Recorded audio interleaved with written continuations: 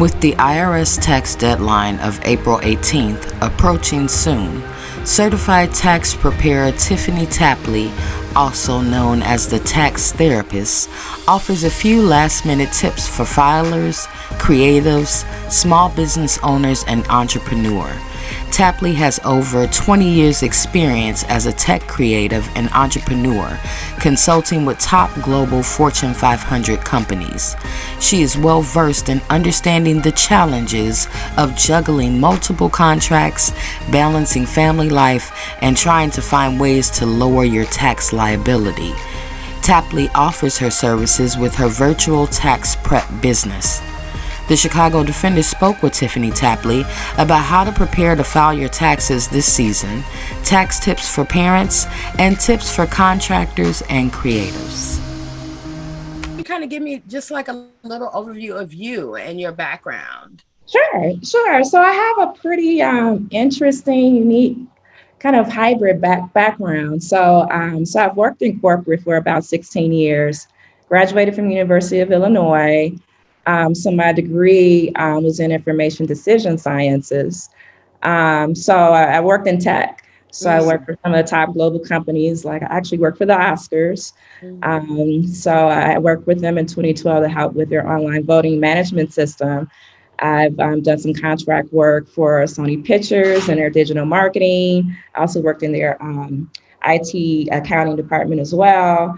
I also worked for Nike and worked with them in digital commerce. So I have kind of like a interesting background where I've always been in the background of working in entertainment or on the retail side, but it's always been a mix of tech, accounting, and marketing. It's always been kind of a very interesting mix there. So I've worked in Portland, Los Angeles, Chicago. I'm currently in Mexico City. Wow, okay. So I just got my residency, but about 5 years ago, my daughter, I was a single mom.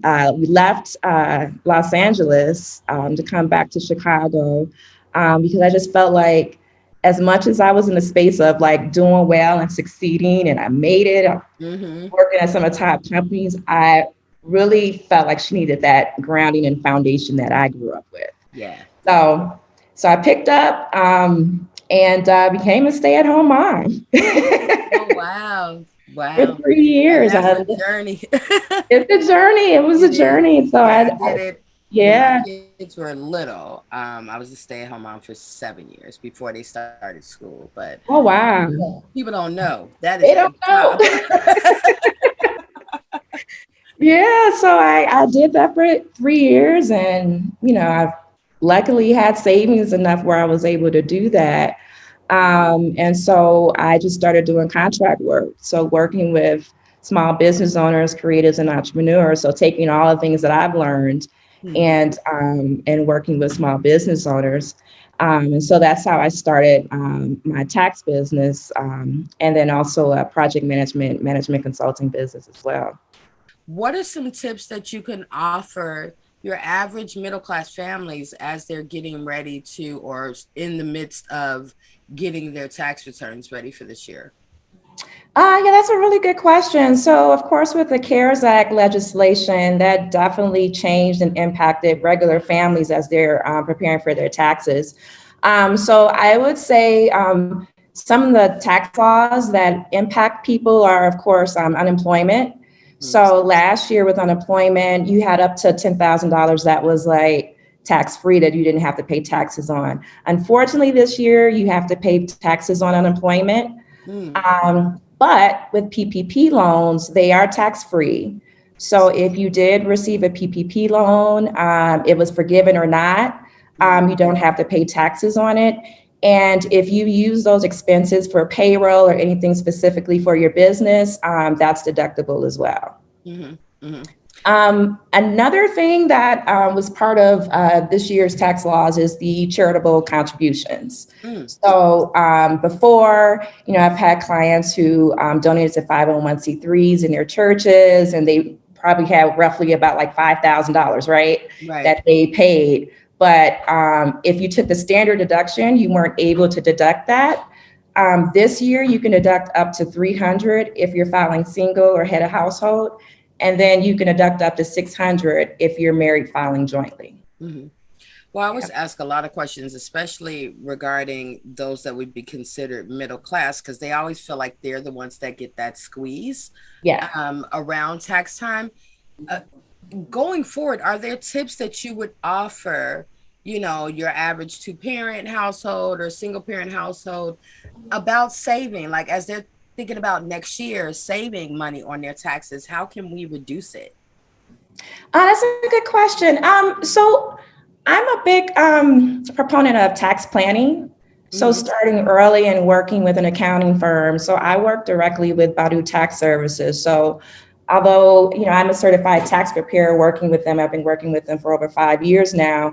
It's full service. So they provide tax planning services for individuals, for middle class families, and they also specialize in working with small business owners. Hmm. So I work directly, of course, with families, but also creatives and small business owners because, Hmm. of course, everyone's really passionate about what they're doing and they want to put more energy into their passion and their purpose. And so that's why we're here to help them to identify ways to save money. Hmm. So one of the things that I think is really important for middle class families is to make sure that they use everything from your 401k, looking at IRA contributions, small business. Hmm. So starting a small business, we all have something that we're passionate about, and last year we went through a huge, great resignation, right? Yeah, yeah, yeah. So that's an opportunity to save money, Mm. especially with middle class families. When we think of middle class, originally it was like 50 to 60K. Hmm. You're middle class and you're making 100K, and with inflation, Yeah, it's frustrating because you're spending so much money on taxes. There's an opportunity to start a small business, and you can start depreciating your car. yeah. There's business use of home, mileage, car Hmm. depreciation if you're actually using your car for your business. Yeah. They just brought back meals and entertainment. So that's 100% deductible if you're taking clients out and having business meetings. So I'd say for the average middle class family, this is a great opportunity to start looking into starting a business. And what about those of us? So many of us are doing hybrid or working from home. Are there Mhm. things in our day-to-day lives, like our home offices and things like that? Are those things that we can save money on our taxes as well, as far as being deductible? If you have a business, yes, but if you were working from home, that's the challenge. So Mm. that wasn't deductible. So I've had a few clients that was like, "Hey, I've been home. I've been using Yeah, my yeah. office." So I always tell clients, like, ask your employers, is there something that can be reimbursed? Because for this year, that wasn't deductible. Yeah. Well, you kind of mentioned it earlier when talking about small businesses. And so many people over the past 2 years did decide to start LLCs or to start, Mhm. how do people who would be categorized as an LLC or a sole proprietorship, maybe this is their first year doing their taxes as a business? What advice would you give to them?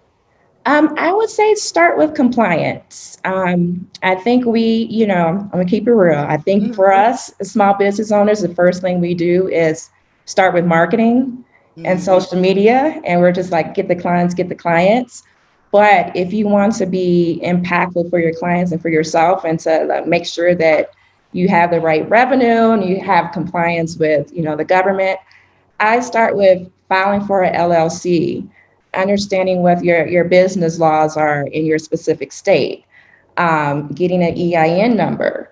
There are a lot of people that I know that are really good business owners and had the revenue to get the PPP loan, but they weren't filing their taxes.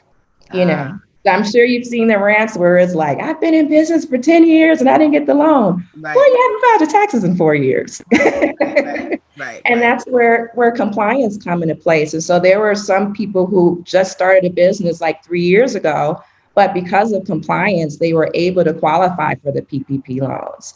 So I Hmm. think this year really kind of solidify how important it is to stay in compliance or really understand your business, Yeah.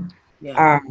and understand your revenue, understand Hmm. how much you're putting into your business. So with deductions, we're excited about that for tax Yeah. purposes, but how does that impact your revenue? How are you being profitable? So Hmm. I would just say for small business owners to really start thinking about business first and strategize and make sure you're in compliance and then start with the marketing. Hmm. Now, I got to ask, as a parent, I'm a parent of three teenagers, one in college, and education is a big part of our our taxes. People who are taking out student loans, parent Yeah. loans, all of these other things related to educational expenses. What advice do you have for parents of children at any age? That's a really good question. One of the laws that we do have is with the student loan interest deduction. So if you're paying on student loans and you've been paying interest, you'll receive a form from the loan company, and that can be deducted from your taxes. Hmm. You'll also get a 1098 form from the college that your child attends, and it will tell you how much you've paid, as well as like what's been used for scholarships. You can also deduct expenses as well. So that's one thing I don't think a lot of people know. But if you're buying like a laptop or buying, school supplies or books, that's a deduction. As That a parent of a college student with those books, you Yes, yes. changed the game. Absolutely. My daughter graduated from Hampton University, and I made sure to use every single deduction. Yeah, but these are things that I don't think Yeah, a lot of parents know as far as all the other expenses that. So tell parents to keep track of all of that stuff. keep Yeah. track of all of those expenses. What if you're talking to creators or people who are freelancers or contractors, what's the best way for them to kind of manage, all of the documentation that they're getting throughout the year, so when it does come time to do their taxes, it's not as It's not in text, it's chaotic. not like a Yeah. 2 day thing. No duffel bags. Right, no duffel bags. Yeah. Um, so that's a good question because ideally, I always tell people get QuickBooks, right? Make sure that you keep your business and your personal separate. Hmm. That's what I've always tell people, but in reality, we know that that doesn't always Right. happen. So I, when I work with my clients, I try to meet them where they at, right? So I have musicians who are on QuickBooks, and they give me their information and profit and loss statements. So they already have that, or I've kind of helped consulting my clients to do that. Other clients, if they're just starting out, I give them like a manual spreadsheet, right?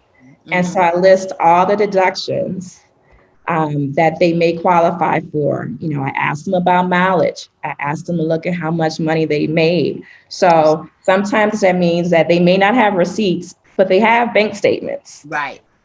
So they have like clear documentation of what they've used for business. So I always tell them, I always give my clients a spreadsheet just to start out with, even Hmm. if they have QuickBooks, just for kind of get the Get them ball in. rolling about other deductions, and they're like, wow, I didn't think about that. Yeah. And also sit down with my clients and I ask them a series of questions because every year there's different laws that come out. And they always joke like, all my business. I'm like, look, I'm just trying My to, job to know. I'm just trying to help you out here. And so I try to like help guide people because I don't expect them to know accounting and taxes. Hmm. Like they're not going to know what a Schedule C is because Right. they're busy working on their purpose and passion, and that's what they pay me for to help them out. So I try to make sure that I'm allowing them to understand, about the different laws, but in a way that it can help them to save money and they understand what's going on. Another thing that I think would be a good thing for creatives and entrepreneurs, if they spend maybe 30 minutes every week, like on a Friday, just reconciling their books, going through their bank statements, Hmm. it's a game changer. Yeah. Just 30 minutes just to go through how much have I spent, And then it will also help them understand their deductions and how much money is going out. Yeah, yeah. Yeah. Was there anything else that you think our readers should know as they get ready to meet this deadline, our Um, deadline? You know, one thing that I think is very helpful is like with a lot of people getting into business and filing corporations, LLC, S corp. You hear those terms Yeah. being thrown around a lot, and so people are like, "I got a business. I can file by April 18th." The thing is, if you have a corporation or S corp, the deadline is March 15th. Mm. And so I've had people come to me like, I had an S corp. I want to file. I want to file before April 18th. And I'm like, honey, the deadline was March 15th. Deadline was a month ago. And you can file extensions. Like if you don't meet the March 15th deadline, you can file an extension. But I think it's just important for people to be aware of the tax deadlines based on different business entities. Mm-hmm. And contact a tax professional, because this Yeah, is what you guys are paid to do, to know absolutely. the ins and outs of these laws. Absolutely. So where Okay. can people find you if they're looking for some services, tax services, prep services, counseling? Yeah, so I am on Instagram. So my handle is tax therapist. And then also my website is taxprep.com. Mhm. Perfect. Well, thank you so much for talking to the Chicago Thank you Defendant. so I'm sure the much. weather is much better in Mexico City than it is here. What's the weather like now? it's it's a balmy 50. I'd much rather be where you are. It's probably Great. much warmer. Well, thank you so much. Thank you so much. It was nice talking to you. You too. Take care. All right. Talk soon. Bye. Bye-bye. Bye bye.